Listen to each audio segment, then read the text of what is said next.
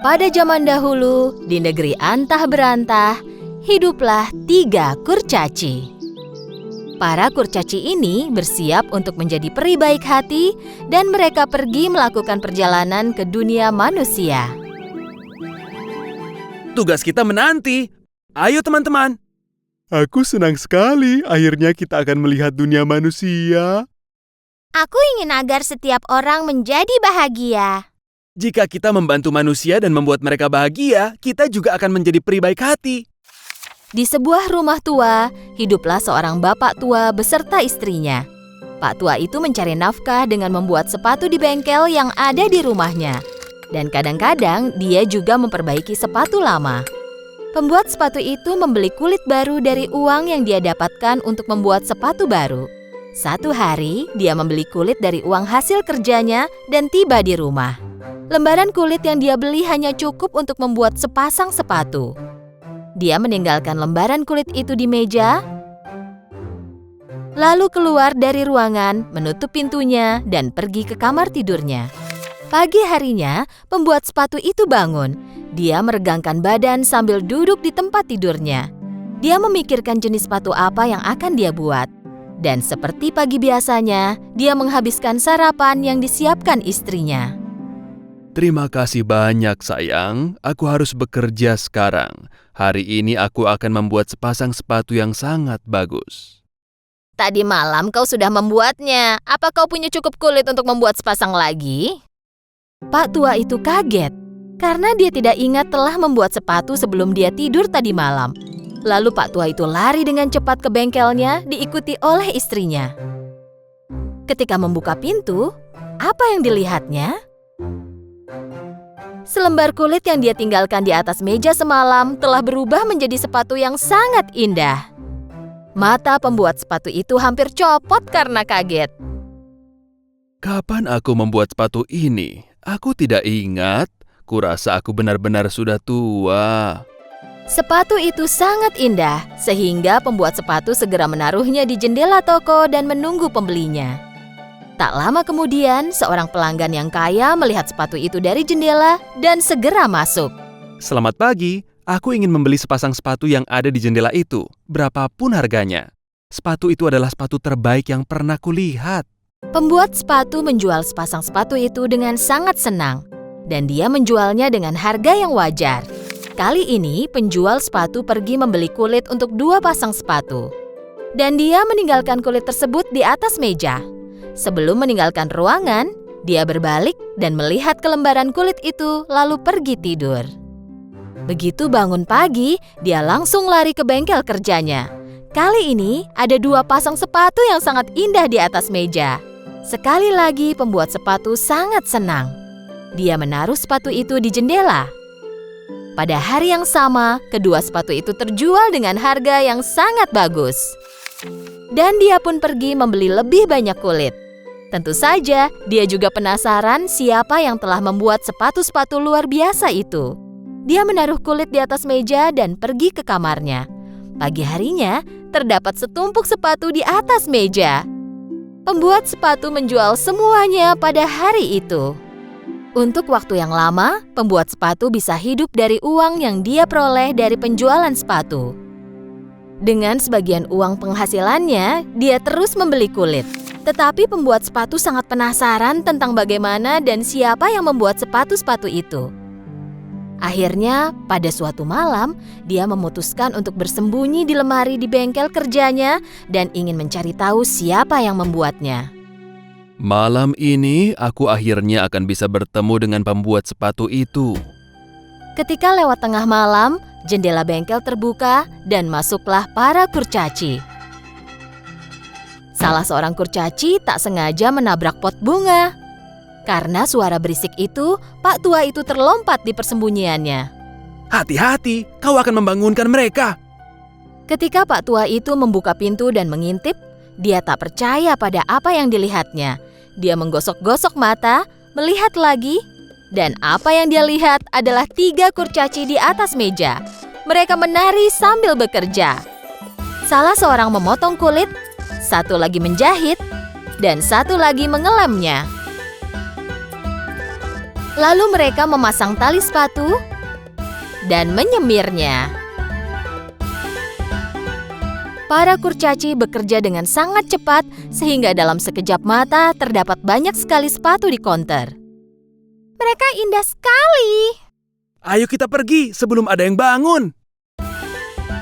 Para kurcaci pergi sama seperti cara mereka datang, menari gembira sambil tertawa. Pembuat sepatu keluar dari tempat persembunyiannya. Dia berlari ke istrinya dan memberitahu semua yang telah terjadi. Dan tentu saja, istrinya tidak percaya pada apa yang dia dengar. Tetapi saat dia melihat banyak pasang sepatu di konter, dia tahu bahwa suaminya tak bisa membuat semuanya dalam semalam. Mereka setuju untuk berterima kasih kepada para kurcaci itu. Hari berikutnya, istri pembuat sepatu menyiapkan jamuan. Pada tengah malam, ketika para kurcaci tiba di bengkel kerja, mereka melihat ada makanan di atas meja. Lihat makanan itu. Apa itu disiapkan untuk kita? Tentu saja itu untuk kita. Jika tidak, kenapa mereka membawakannya pada jam segini? Kupikir kita sudah menyelesaikan misi kita di rumah ini. Sekarang kita bisa pergi ke rumah lain yang membutuhkan bantuan kita. Pembuat sepatu dan istrinya bangun dan berjalan menuju bengkel. Dan bukannya melihat makanan yang mereka tinggalkan, mereka melihat setumpuk sepatu yang mengkilap. Setelah hari itu, para kurcaci tidak pernah kembali lagi. Pembuat sepatu tua dan istrinya bisa bertahan hidup sampai akhir hidup mereka dengan semua uang yang mereka peroleh. Pembuat sepatu pikir setelah bekerja bertahun-tahun, ini adalah hadiah untuknya. Itulah kenapa dia tak pernah berhenti membuat sepatu. Dan kapanpun dia mengingat kurcaci kecil itu, dia merasa sangat berterima kasih dan bersyukur. Di sebuah hutan hiduplah seekor tikus kecil. Ia sangat takut akan rubah, serigala, dan bahkan dirinya sendiri. Bahkan jika angin bertiup dan ranting berderak, ia segera mencari lubang untuk sembunyi. Karena itu, semua hewan kecil mengolok-oloknya. Penakut sekali dia. Kau bahkan takut terhadap angin. Kau memang penakut. Kau memang penakut. Kau memang penakut. Pada suatu hari, tikus mengumpulkan keberaniannya dan pergi menemui Raja Hutan, sang singa. Singa baru saja selesai makan siang. Ia sedang tidur siang di depan guanya.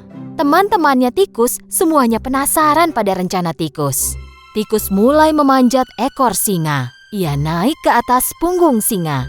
Dengan wajah penuh percaya diri, dia berpose di hadapan teman-temannya. Meskipun sangat takut, ia melakukan semua rencananya sehingga ketakutannya tidak terlihat.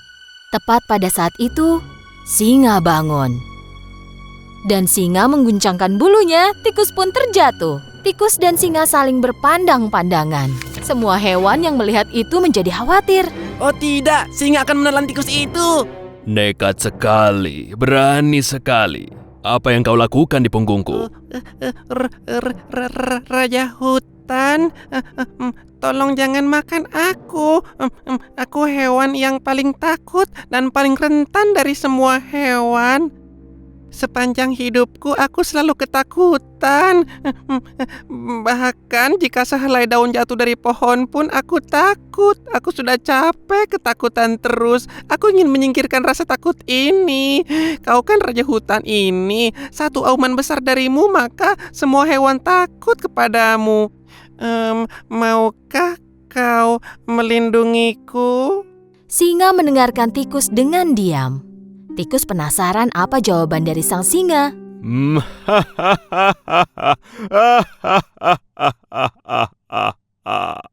Dan kenapa aku harus menolongmu? Beri aku satu alasan bagus kenapa aku tidak boleh memakanmu.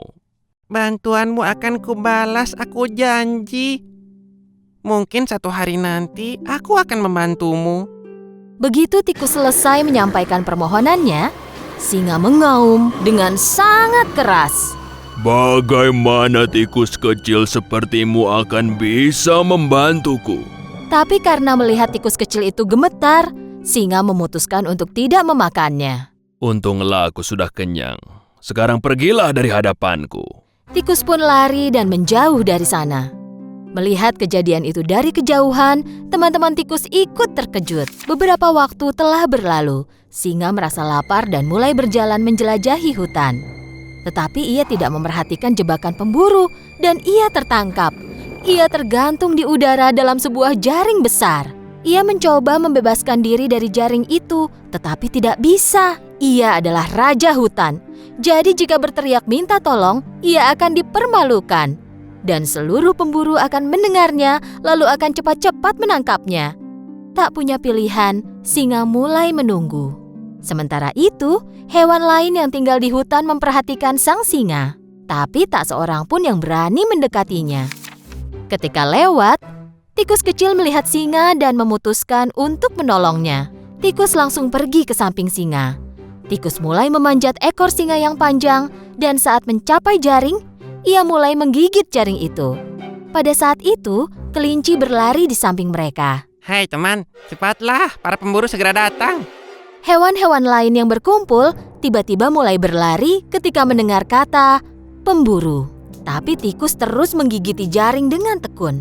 Akhirnya, jaring itu robek dan singa jatuh lalu terbebas. Ayo, lompatlah ke punggungku, kita pergi dari sini. Tikus melompat ke punggung singa dan mereka melarikan diri. Singa yang terengah-engah tiba di depan guanya. Dia berlutut dan tikus pun melompat turun. Saat kau bilang kalau suatu hari kau mungkin bisa membantuku, aku menganggap remeh dirimu. Kupikir kau hanyalah tikus kecil yang tidak berguna. Tetapi kau menyelamatkan nyawaku. Terima kasih. Kehormatan bagi saya, Raja. Kau tak perlu takut lagi padaku. Bahkan kau tak perlu takut lagi pada apapun, karena kau adalah tikus yang sangat berani. Jika aku raja hutan, mulai sekarang kau adalah pangeranku yang pemberani. Singa dan tikus mulai tertawa.